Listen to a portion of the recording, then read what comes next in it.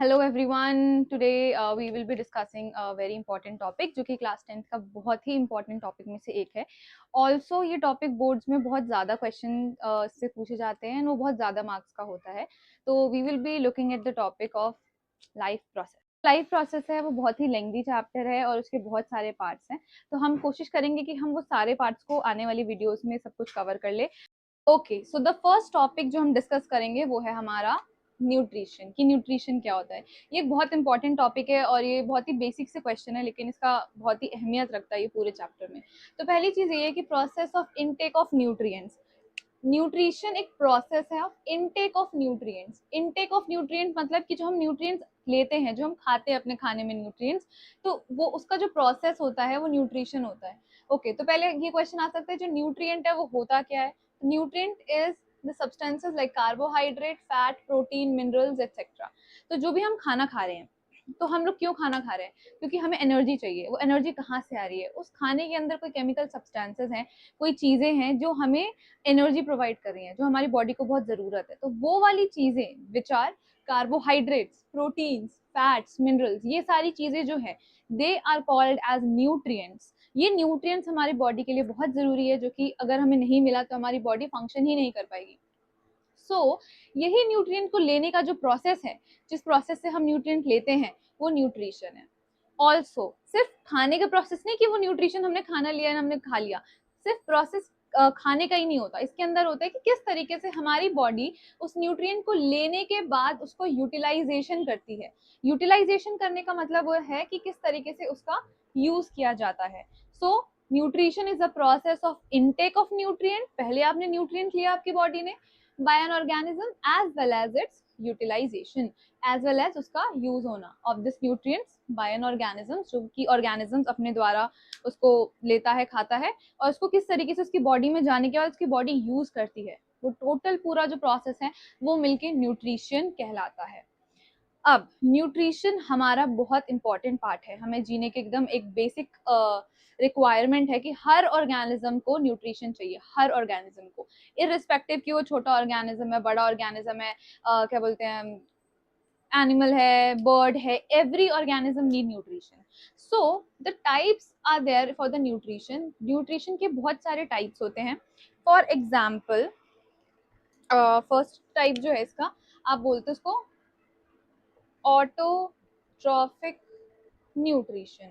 The first type of nutrition is the autotrophic nutrition, and second is heterotrophic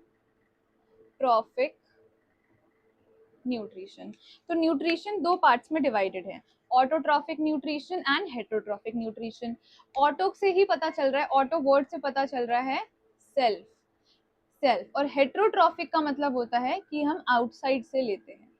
तो यानी कि वो nutrition जो कि आपकी बॉडी को चाहिए, और आप किस तरीके से लेते हो, या तो आप सेल्फ, यानी कि आप सेल्फ प्रिपेयर कर रहे हो उस न्यूट्रिशन को, you are making your own food, that is the part of autotrophic nutrition. And heterotrophic nutrition means you are getting it from the outside sources, मतलब आप खुद नहीं बना रहे हो उस खाने को, आप बाहर से ले रहे हो। तो ऑटोट्रॉफिक न्यूट्रिशन है, उसका एक बहुत अच्छा एग्जाम्पल आपके पास आता है plants. So the plants show autotrophic nutrition. How do they show it? कि जो आपके प्लांट होते हैं उसकी जो लीव्स है, हर प्लांट की जो लीव है, तो सनलाइट से इसके पास सनलाइट आया, सनलाइट से वो उसकी जो एनर्जी होता है, सनलाइट की जो एनर्जी है, आपकी जो लाइट एनर्जी है, उसके अपने अंदर कन्वर्ट करता है किसमें, केमिकल एनर्जी में। केमिकल एनर्जी में कन्वर्ट करने के बाद वो इसको यूज करता है, अपनी पूरे बॉडी में भेजता है, ग्रोथ के लिए हेल्प करता है और अपना खाना खुद बनाता है। सो this is what the autotrophic nutrition means, कि वो खाना कैसे बना रहा है, खुद ही बना रहा है, किसी और से उसने खाना नहीं लिया, it is making their own food. So this is the autotrophic mode of nutrition.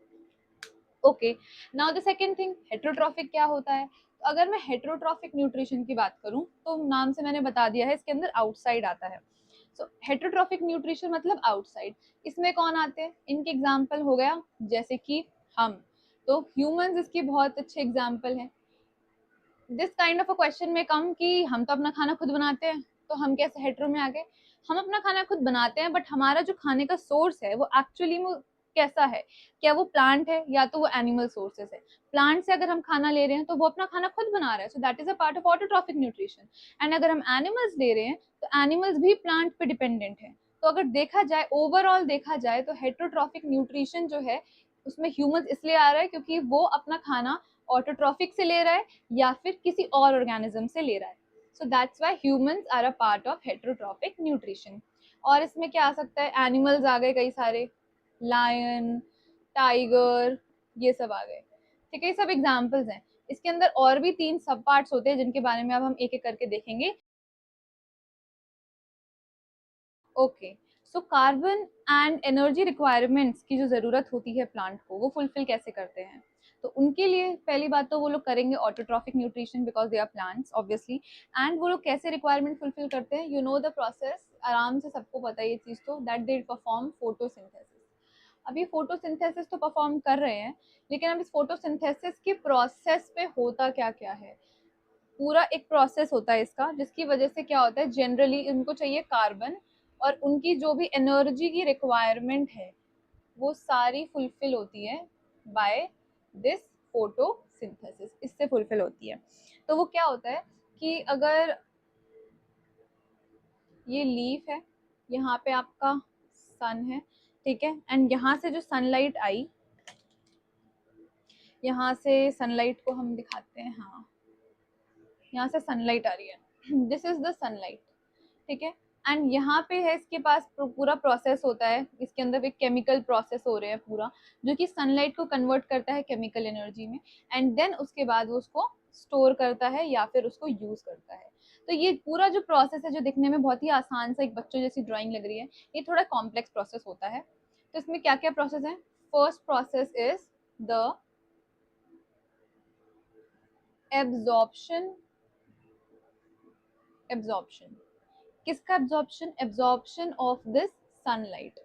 Sunlight का एब्जॉर्प्शन होता है, कौन एब्जॉर्ब करेगा, ऑब्वियसली जा रही कहाँ है, लीफ पे, लीफ एब्जॉर्ब करेगी। अब लीफ में ऐसा क्या है जो उसको एब्जॉर्ब करता है, तो that is the by chlorophyll.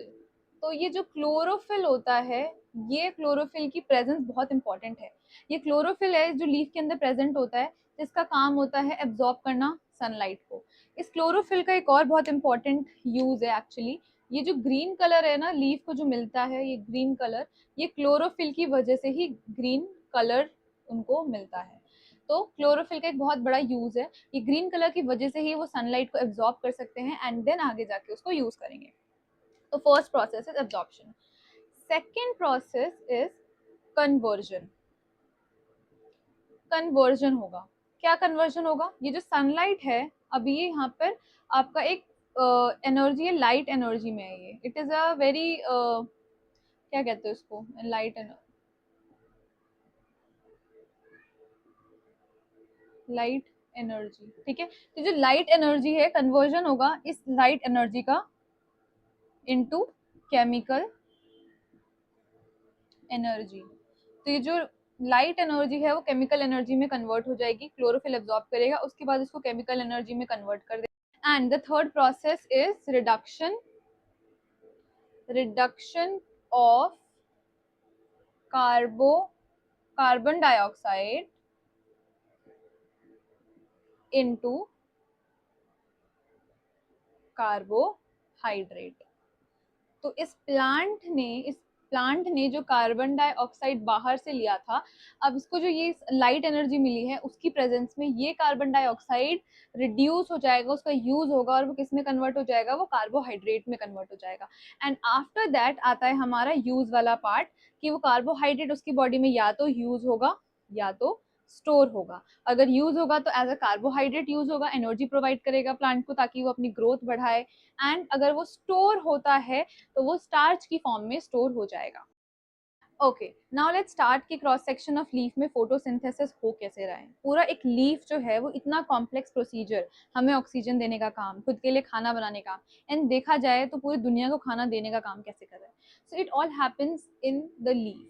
ये जो लीफ है, अगर आपको दिख रहा है, थोड़ा सा डार्क कर दिया जाए इसको, ये जो लीफ है, ये पूरा लीफ, इसके अंदर आपको पता है कि एक बहुत ऐसे लंबा सा एक स्ट्रक्चर होता है जिसके स्केलेटन को होल्ड करके रख रहा है, that is the mid rib. ये है इसका मिड रिब वाला एरिया, जिसके जो बीच वाला एरिया है, एंड यहाँ पे इसके जो छोटे छोटे ऐसे करके निकलते हैं उसको हम बोलते हैं वीन्स। जैसे इंसानों की नसें होती है, वीन्स होती है, वैसे ही इनकी भी वीन्स होती है। एंड लैमिना और लीफ प्लेट कहते हैं हम इसको, इसका जो लीफ वाला एरिया दैट इज उसका लैमिना, उसकी बॉडी, ठीक है। अब इस पूरे लीफ में जो आपका फोटोसिंथेसिस होता है वो ये पूरा जो ग्रीन एरिया वहां करेंगे। तो ये वाला जो पोर्शन अगर मैं इसको एनलार्ज करके यहाँ पे दिखाऊं तो आपको ऐसे दिखेगा कि पहले तो इसके जो पोर्शन अगर आप गौर से देखो तो इसके अंदर दोनों पोर्शन कवर्ड है। ऐसा जो है एक इसका ऊपर का अपर वाला पार्ट भी है और इस पत्ते के नीचे वाला पार्ट भी है, लोअर वाला पार्ट भी है। तो अगर उस अपर एंड लोअर वाले पार्ट को जूम करके मैं यहाँ पे दिखाऊं तो आपको कुछ ऐसा दिखेगा। नंबर वन, क्या क्या लेयर है उसमें, ये है एक वैक्सी क्यूटिकल। वैक्सी क्यूटिकल होता है जनरली इसकी अपर लेयर होती है जिसको प्रोटेक्शन देती है, for protection. Vaccine cuticle layer होती है जो कि इसकी इस पत्ते का ये ऊपर वाला पोर्शन है, ये इस पत्ते का अपर पोर्शन, ठीक है। एंड ये जो ऊपर की लेयर है इसको हम बोलते हैं अपर एपिडर्मिस। एपिडर्मिस, डर्मिस का मतलब होता है स्किन, अपर एपिडर्मिस ये इसकी ऊपर की पत्ते की ऊपर वाली स्किन है। नाउ ये जो नीचे है इसके ऐसे स्ट्रक्चर, यहाँ पर अगर आप गौर से देखोगे जो ग्रीन कलर का स्ट्रक्चर है उसको हम बोलेंगे chloroplast, which is again very important. अगर क्लोरोप्लास्ट नहीं होगा तो ये प्लांट अपना खाना नहीं बना पाएगा। तो आप देख सकते हो कि अपर वाले एपिडर्मिस के बीच में यहाँ पे आपको जो प्लेसेस दिख रहे हैं वहां पे आपका क्लोरोप्लास्ट प्रेजेंट है। यहाँ पे बहुत सारे मैंने स्पेसेस छोड़े हुए हैं तो इनको बोलेंगे हम एयर स्पेसेस, ये है एयर स्पेसेस। यहाँ पे भी अगर हम देखें तो कई सारे क्लोरोप्लास्ट इधर भी प्रेजेंट होते हैं। ये सारे एक स्ट्रक्चर्स हैं इसकी जिसके अंदर क्लोरोप्लास्ट प्रेजेंट है, यहाँ होते हैं। ये सारे जो पोर्शन है जैसे कि हम इसको बोलेंगे स्टोमेटा। तो it is the stomata. Stomata मतलब स्टोमेटा एग्जैक्टली नहीं, इसको हम बोलेंगे गार्ड सेल्स। ये इनके गार्ड सेल्स। क्यों गार्ड सेल्स? क्योंकि गार्ड कर रहे हैं। कैसे? ये जो स्टोमेटा है एक्चुअली इस गार्ड सेल्स के अंदर होता है। ये गार्ड सेल्स का बहुत इंपॉर्टेंट फंक्शन होता है। बेसिकली जो गार्ड सेल्स होते हैं उनका काम होता है कि वो किस तरीके से एयर का एक्सचेंज कर सकते हैं। वो कंट्रोल करते हैं कि कितनी हवा अंदर आएगी पौधे के, कितनी हवा बाहर जानी है, कार्बन डाइऑक्साइड लेना है, ऑक्सीजन रिलीज करना है। तो all of them is governed bye guard cells. Actually guard cells में होता क्या है, this part, this is the stomata. तो अभी तक हमने कितना देखा कि एक जो लीफ है उसके अंदर एक छोटा सा, अगर मैंने एक पोर्शन उठाया उसके छोटे से पोर्शन में इतने सारे स्ट्रक्चर्स हैं अगर आप देखो तो। एंड गार्ड सेल्स एक बहुत इंपॉर्टेंट स्ट्रक्चर है जो कि आप देख रहे हो लोअर एपिडर्मिस के पास प्रेजेंट है। तो इस पत्ते के ऊपर साइड नहीं होते गार्ड सेल्स, याद रखना, पत्ते के नीचे की तरफ गार्ड सेल्स होते हैं, ठीक है। लोअर एपिडर्मिस, बीच में एयर के स्पेसेस हैं। क्लोरोप्लास्ट है which is very important for the sunlight और ट्रांसफर के लिए and absorption of sunlight. And waxy cuticle for protection and this is the upper epidermis, ये वाला लोअर एपिडर्मिस। तो एक छोटे से पत्ते के अंदर ये पूरा पोर्शन होता है। नाउ अब मैंने गार्ड सेल्स जो बोला था जो कैसे गवर्न करेगा वो हम देखेंगे इससे। So this is known as the stomata. Guard cells के अंदर जो है वो स्टोमेटा होते हैं। स्टोमेटा का अगेन कई सारे फंक्शन है एंड बहुत सारे पार्ट्स में डिवाइडेड है। तो सबसे पहले ये जो है स्टोमेटा के ऊपर, दिस इज अगेन क्लोरोप्लास्ट।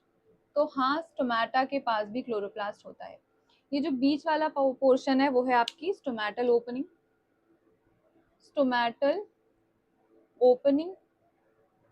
और ये जो दो पोर्शन है ये है आपका गार्ड सेल्स। तो इन तीनों के अपने अपने फंक्शन है। सबसे पहले जो क्लोरोप्लास्ट है उसका फंक्शन होगा कि वो आपका एनर्जी जो है सनलाइट की जो एनर्जी वो उसको एब्जॉर्ब करेगा, which is we know. And stomatal opening जो है वो गवर्न होती है गार्ड सेल से। तो ये जो गार्ड सेल्स होते हैं उनका काम क्या होता है,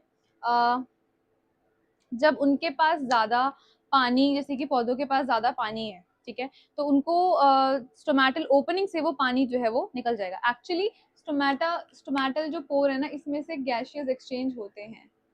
गैसियस एक्सचेंज मेनली जो पौधे गैस एक्सचेंज करते हैं, कार्बन डाइऑक्साइड, ऑक्सीजन, ये सब एक्सचेंज होता है स्टोमेटल ओपनिंग से। एंड ये जो गार्ड सेल्स होते हैं अगर इनको बंद होना होता है तो ये ऐसे क्लोज हो जाते हैं। तो ये पहले ये ओपनिंग है एंड ये क्लोज्ड है। तो ये क्लोज हो जाते हैं ताकि इनका जो वाटर है वो वेस्ट ना हो ज़्यादा, अगर उनको गैसेस एक्सचेंज की जरूरत नहीं है तो वो वेस्ट ना हो। तो स्टोमेटा एक बहुत ही इंपॉर्टेंट पार्ट है जो कि एग्जाम्स में पूछा भी जाता है। तो ऐसी कौन सी चीज़ है जो गवर्न कर रही है उन स्टोमेटल की ओपनिंग और क्लोजिंग को, तो वो है आपका गार्ड सेल्स। और दूसरी चीज़ उसके अंदर क्लोरोप्लास्ट होते हैं, हाँ होते हैं। स्टोमेटल ओपनिंग क्या वो हमेशा खुला रहता है? नहीं। पौधा चाहता है कि ऑब्वियसली पानी जो है वो वेस्ट ना करे, तो अगर उसके पास कार्बन डाइऑक्साइड अच्छे अमाउंट में है खाना बनाने के लिए तो अपने स्टोमेटा को बंद कर देता है ताकि जो है वाटर वेस्ट ना हो।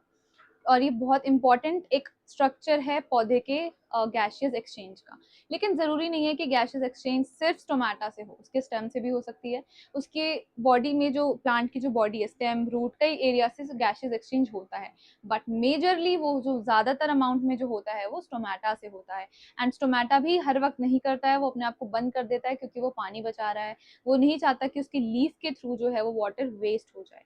सो so that's it for the autotrophic nutrition part. We will see you in the next video जहाँ पर हम heterotrophic nutrition discuss करेंगे डिटेल में, and all the chapter अभी बचा हुआ है, बहुत remaining chapter is left. So stay tuned with me. If you like this video, please do comment, subscribe to my channel and share as much as possible. Thank you so much.